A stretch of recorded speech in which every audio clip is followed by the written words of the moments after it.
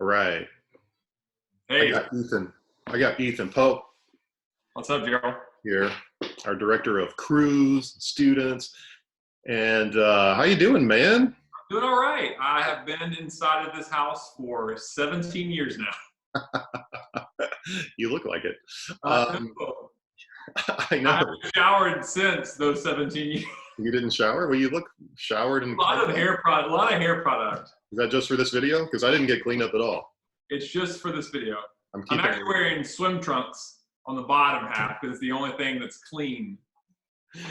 I'm trying to keep it real over Yeah, here. I love it. I love it. Um, Well, I so changed out of my pajamas into this for this occasion, so you did? you're welcome. That's not- There's my dog. His name's Odie. Hey, Odie. He protects our house. Odie's making an appearance.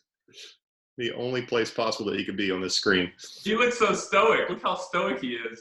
He looks fake. Is your dog okay? He's, All right. So what I wanted to do, you led us off on this series called Searching for Something. We started out on Sunday, yeah, and you crushed it and loved the message. And I thought it'd be fun. And if this goes well, if it doesn't go well, we'll never see it again. But if it if it does go well, we will maybe do this after every message, this yeah, series, and do like a little bit of a sort of like a Monday morning quarterback kind of thing, or more like, that's actually second guessing you. So I'm not going to second guess your talk, but more like a conversation, a post message conversation, and to talk a yeah. little bit more about the things that you brought up, because I thought there were some things in your talk that were really, really significant. And speaking of significant, you plugged the book, The Search for Significance by Robert McGee, which is, look at you, awesome book. And we're reading it, and we would really recommend everybody reading it, because the content for this series is based out of his book and his amazing work, which has impacted a ton of people, ton of churches, and a ton of people. But so you started out talking about identity and Yeah. saying everybody's searching for something. And one of the things that stuck with me is when you said everybody tells a story to themselves. How did you say that? To Yeah, themselves, about themselves. everyone has a story they tell themselves about themselves. And so when you look in the mirror, or when times get tough or times are good, even throughout the day, I think there's things that we're telling ourselves about ourselves. You're doing a great job, you're killing it here, or you're not killing it here. I Yeah. also talk about how, and I don't want to jump ahead, how we talk to ourselves more than anyone else.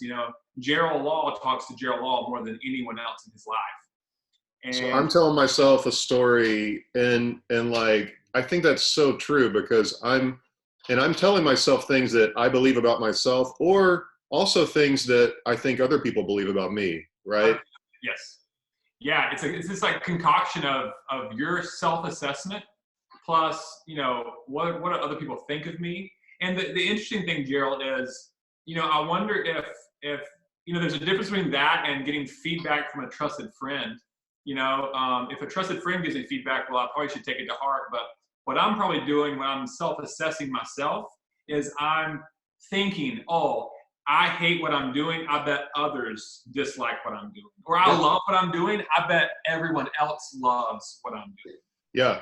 So I thought it was really cool. You brought out some equations in here, and one of them related to this part of it was my performance plus other people's opinions equals my identity.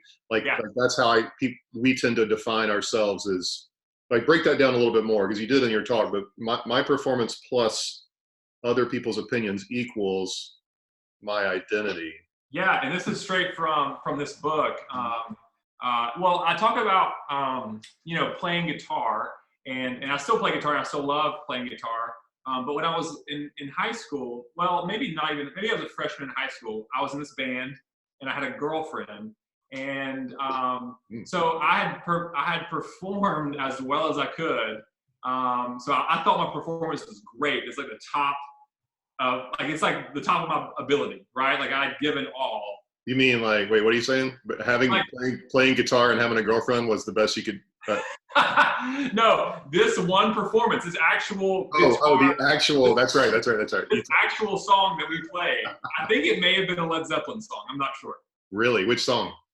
Okay, actually, I do know exactly what song it was. It was "Stairway to Heaven," which is not an easy song to pull off. Hang on. Your cover band was playing "Stairway to Heaven"? Okay, we were practicing "Stairway to Heaven."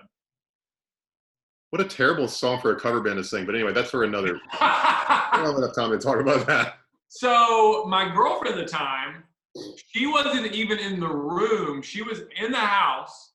She was just hearing us, and we got done with it, and we were like, that was the best we've ever played. And she comes in the door, and she's like, you guys suck. So you see, it's not just my performance equals my identity. It's my performance, which was great, at least I thought so, plus her opinion, which was not great, equals my identity. So my identity was still so fragile because it's these two always moving targets, if you will.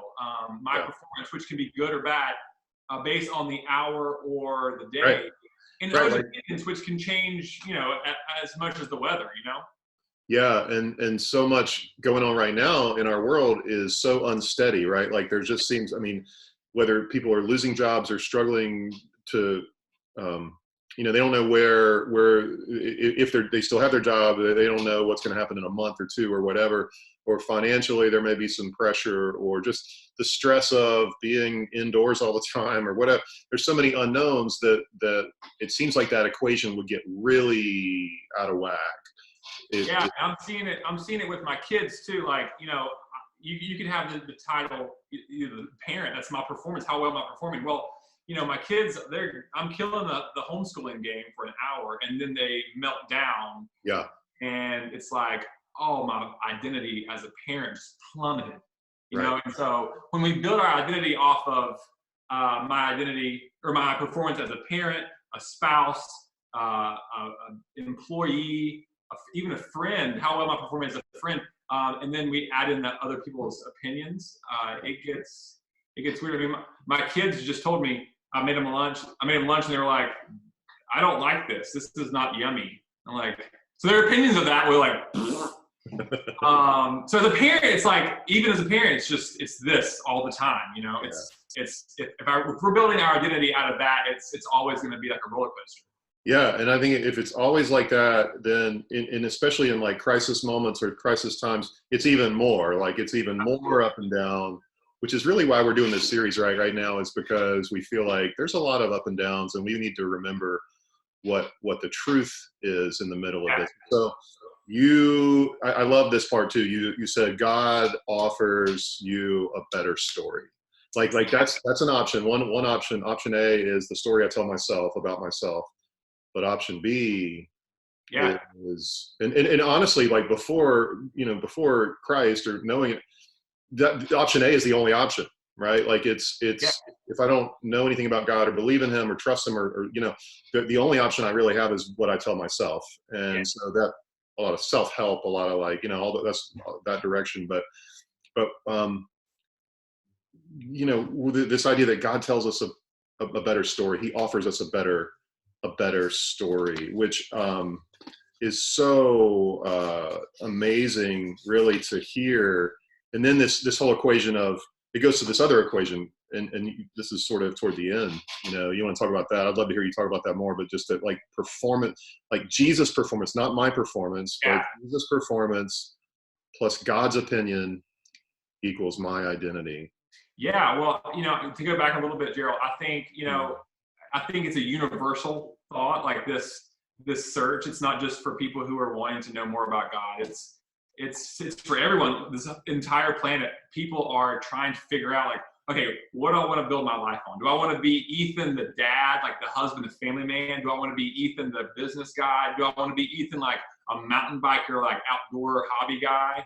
And so people are always building their lives on these things, and if it doesn't work out, then they'll switch and they'll switch and they'll switch until maybe they find what they're best at, and still at best shaky, And so it comes back to what I do, right? Like who I am is intertwined with what I do, and what I do will always be shaky. And so the gospel story takes us off of what I do and who I am. It separates who I am and what I do into, yeah, what you do is important. Being a dad, being a husband, being an employee, those things are important, but it's not who you are.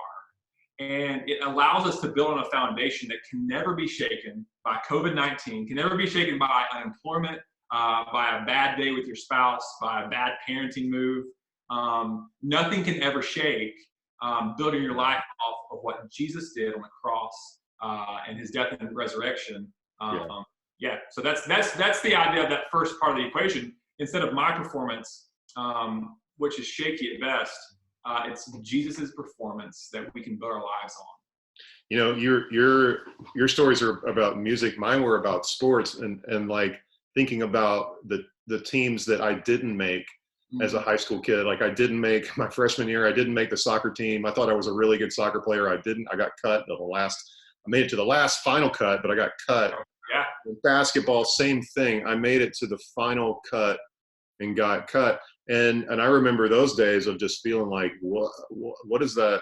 What in the world, you know? And I think that's in a lot of ways how people feel right now. And this idea of the whole series that everybody's searching for something, right? I mean, everybody's looking for something.